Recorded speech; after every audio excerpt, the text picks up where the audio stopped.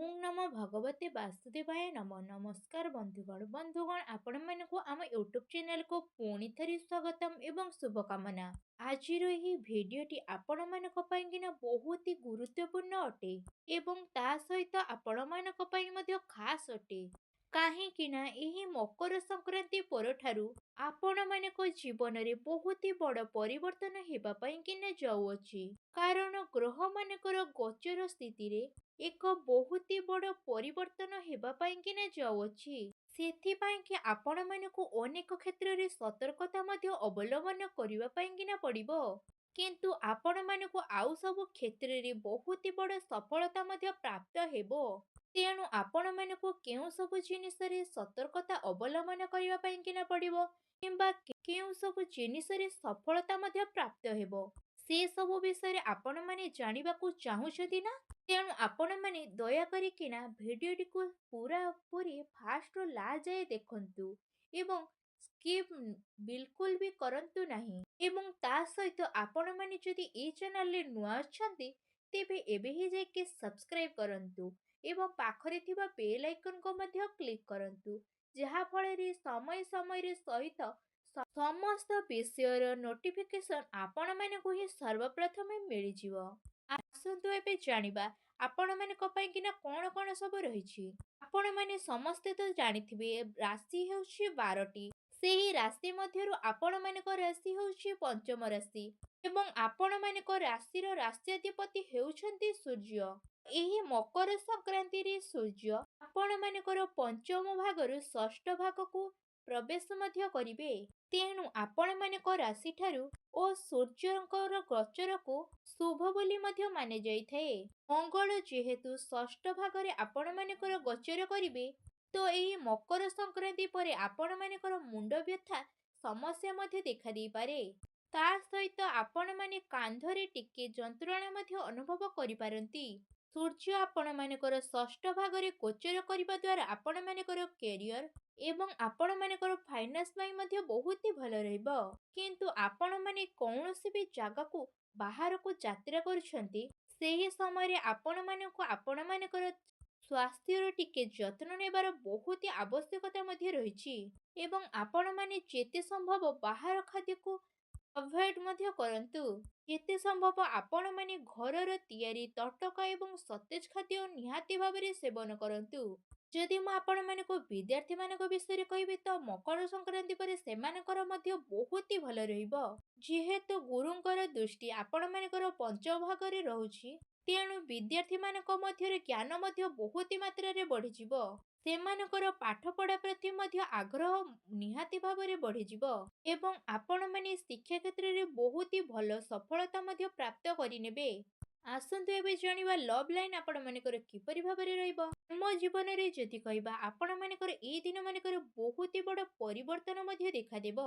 କାହିଁକି ନା ପୂର୍ବରୁ ଆପଣମାନଙ୍କର ପଞ୍ଚମ ଭାଗରେ ସୂର୍ଯ୍ୟ ଏବଂ ମଙ୍ଗଳ ଗୋଚର କରୁଥିବା ହେତୁ ଆପଣମାନଙ୍କର ଜୀବନସାଥୀମାନଙ୍କ ସହିତ ଲଢ଼େଇ ଝଗଡ଼ା ମଧ୍ୟ ହେଉଥିଲା। କିନ୍ତୁ ଏହି ମକର ସଂକ୍ରାନ୍ତି ପରେ ଆପଣମାନଙ୍କର ସମସ୍ତ ଗ୍ରହ ଷଷ୍ଠ ଭାଗକୁ ଚାଲିଯିବେ। କେବଳ ଗୁରୁଙ୍କର ଦୃଷ୍ଟି କେବଳ ଆପଣମାନଙ୍କର ପଞ୍ଚମ ଭାଗରେ ହିଁ ରହିବ।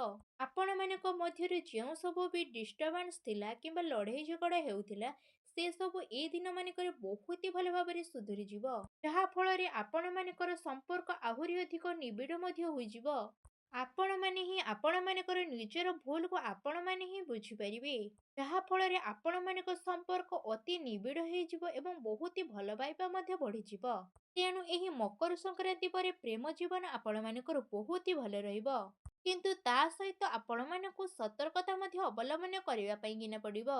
ଯେହେତୁ ଆପଣମାନଙ୍କର ବୈବାହିକ ଜୀବନ ସପ୍ତମ ଭାଗରେ ଅଧିପତି ହେଉଛନ୍ତି ଶନି, ତେଣୁ ସେ ଅଷ୍ଟମ ଭାଗରେ ଆପଣମାନଙ୍କର ଗୋଚର ମଧ୍ୟ କରୁଛନ୍ତି। ବର୍ତ୍ତମାନ ଆପଣମାନଙ୍କ ରାଶିରେ ଶନି ଅଢ଼େଇ ମଧ୍ୟ ଚାଲିଛନ୍ତି ଏବଂ ତା ସହିତ ଆପଣମାନଙ୍କର ସପ୍ତମ ଭାଗରେ ରାହୁ ଗୋଚର ମଧ୍ୟ କରୁଛନ୍ତି। ତେଣୁ ସମସ୍ତ ଦୃଷ୍ଟିରୁ ଦେଖିବା ପାଇଁକିନା ଗଲେ ତେଣୁ ବୈବାହିକ ଜୀବନ ପ୍ରତି ଆପଣମାନଙ୍କୁ ବହୁତ ଅଧିକ ସତର୍କତା ରହିବାର ଅଛି। ଯେହେତୁ ଶନି ଆପଣମାନଙ୍କର ଅଷ୍ଟମ ଭାଗରେ ଗୋଚର କରୁଛନ୍ତି ଏବଂ ରାହୁ ଆପଣମାନଙ୍କର ସପ୍ତମ ଭାଗରେ ଗୋଚର କରୁଛନ୍ତି, ତେଣୁ ଆପଣମାନଙ୍କ ମଧ୍ୟରେ କିଛିଟା ଛୋଟ ଛୋଟ କଥାକୁ ନେଇକିନା ଲଢ଼େଇ ଝଗଡ଼ା ମଧ୍ୟ ହୋଇପାରେ। ଏହା ବ୍ୟତୀତ ଆପଣମାନଙ୍କର ଜୀବନସାଥୀଙ୍କର ସ୍ୱାସ୍ଥ୍ୟରେ କିଛିଟା ପରିବର୍ତ୍ତନ ମଧ୍ୟ ଦେଖିବା ପାଇଁକିନା ମିଳିବ। ଯଦି ଆପଣମାନେ କିଛି ଗୋଟେ ପାର୍ଟନରସିପ୍ ବିଜନେସ୍ ମଧ୍ୟ କରୁଛନ୍ତି, ସେ କ୍ଷେତ୍ରରେ ମଧ୍ୟ ଆପଣମାନଙ୍କୁ ସତର୍କତା ମଧ୍ୟ ଅବଲମ୍ବନ କରିବା ପାଇଁକିନା ପଡ଼ିବ। ତା ସହିତ ଆପଣମାନେ ତରବରି ହେଇକିନା କିଛିଟା ଡିସିସନ୍ ମଧ୍ୟ ନିଅନ୍ତୁ ନାହିଁ। ସେଥିପ୍ରତି ଆପଣମାନଙ୍କୁ ବହୁତ ଅଧିକ ମାତ୍ରାରେ ଧ୍ୟାନ ଦେବାର ଅଛି। ଯଦି ଆପଣମାନଙ୍କର ଭାଗ୍ୟ କଥା ମୁଁ କହିବି, ତେବେ ଏହି ମକର ସଂକ୍ରାନ୍ତି ପରେ ଆପଣମାନଙ୍କର ଭାଗ୍ୟ ବହୁତ ଅଧିକ ଭଲ ମାତ୍ରାରେ ରହିବ। କାହିଁକି ନା ମଙ୍ଗଳ ଆପଣମାନଙ୍କର ଷଷ୍ଠ ଭାଗରେ ପ୍ରବେଶ କଲେ ମଧ୍ୟ ଷଷ୍ଠ ଭାଗରେ ମଙ୍ଗଳ ଉଚ୍ଚସ୍ଥ ମଧ୍ୟ ରହିବେ, ଯାହା ଫଳରେ ଭାଗ୍ୟ ଆପଣମାନଙ୍କର ସାଥ ମଧ୍ୟ ଦେବ। ଭାଗ୍ୟ ସମ୍ବନ୍ଧିତ ଯାହା କିଛି ବି ଆପଣମାନେ ନିର୍ଣ୍ଣୟ ନେବେ, ସେଥିରେ ଆପଣମାନଙ୍କୁ ବହୁତ ମାତ୍ରାରେ ସଫଳତା ପ୍ରାପ୍ତ ହେବ। ଯଦି ମୁଁ ଆପଣମାନଙ୍କୁ ଆପଣମାନଙ୍କର କ୍ୟାରିୟର ବିଷୟରେ କହିବି, କ୍ୟାରିୟରର ଅଧିପତି ହେଉଛନ୍ତି ଶୁକ୍ର। ଆପଣମାନଙ୍କର ଷଷ୍ଠ ଭାଗରେ ମଧ୍ୟ ଗୋଚର କରିବେ, ଶନିଙ୍କର ଗ୍ରହରେ ମଧ୍ୟ ପ୍ରବେଶ କରିବେ। ତ ଆପଣମାନଙ୍କ କ୍ୟାରିୟରରେ କିଛିଟା ଅସୁବିଧା ମଧ୍ୟ ଦେଖିବା ପାଇଁକିନା ମିଳିବ। ଯଦି ଆମେ ଦେଖିବା ଶୁକ୍ରଙ୍କ ସହିତ ସୂର୍ଯ୍ୟ ଗୋଚର କରୁଛନ୍ତି, ତ ଆପଣମାନଙ୍କୁ ସେତେଟା କିଛିଟା ବି ଅସୁବିଧା ଭୋଗିବା ପାଇଁକିନା ପଡ଼ିବ ନାହିଁ।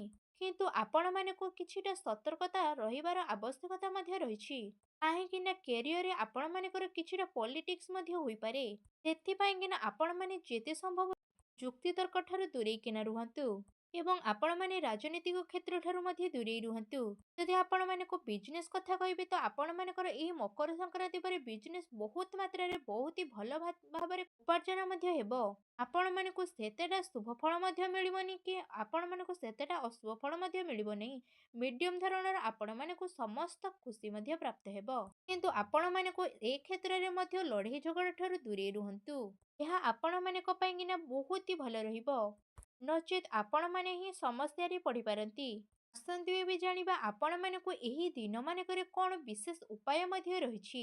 ଆପଣମାନେ ଏ ଦିନମାନଙ୍କରେ ବିଶେଷ ଭାବରେ ସ୍ନାନ ଆଦି କରିସାରିଲା ପରେ ସୂର୍ଯ୍ୟନାରାୟଣଙ୍କୁ ଗୋଟିଏ ତମ୍ବା ପାତ୍ରରେ ଜଳାର୍ଘ୍ୟ ଅର୍ପଣ ମଧ୍ୟ କରନ୍ତୁ ଏବଂ ସୂର୍ଯ୍ୟଙ୍କର ମନ୍ତ୍ର ମଧ୍ୟ ଜୋର ଜୋର କିନା 108 ଥର ଜପ କରନ୍ତୁ। ଏପରି କରିବା ଦ୍ୱାରା ଆପଣମାନଙ୍କର ଯେଉଁ ସବୁ ବି ଅଶୁଭ ଫଳ ରହିଛି, ସେ ସବୁ ଦୂରେଇ ଯିବ ଏବଂ ଆପଣମାନେ ଯେଉଁ ସବୁ ବି ସମାଧାନ ଚାହୁଁଥିଲେ, ସେ ସବୁ ବି ସୂର୍ଯ୍ୟନାରାୟଣ ଆପଣମାନଙ୍କର ପୁରା କରିଦେବେ। ଆପଣମାନଙ୍କୁ ଆଜିର ଏହି ଭିଡ଼ିଓଟି କେମିତି ଲାଗିଲା କମେଣ୍ଟ ବକ୍ସରେ ନିହାତି ଭାବରେ ଜଣେଇବେ। ଆଶା କରୁଛି ଆଜିର ଏହି ଭିଡ଼ିଓଟି ଆପଣମାନଙ୍କୁ ବହୁତ ମାତ୍ରାରେ ଭଲ ଲାଗିଥିବ। ଯଦି ଭଲ ଲାଗିଥାଏ, ତେବେ କମେଣ୍ଟ ବକ୍ସରେ ଜୟ ସୂର୍ଯ୍ୟନାରାୟଣ ବୋଲି ଅବଶ୍ୟ ଲେଖନ୍ତୁ। ପୁଣି ଦେଖା ହେବ ଏକ ନୂତନ ଭିଡ଼ିଓ ମାଧ୍ୟମରେ। ସେ ପର୍ଯ୍ୟନ୍ତ ବିଦାୟ ଦିଅନ୍ତୁ। ରହୁଛି। ଧନ୍ୟବାଦ।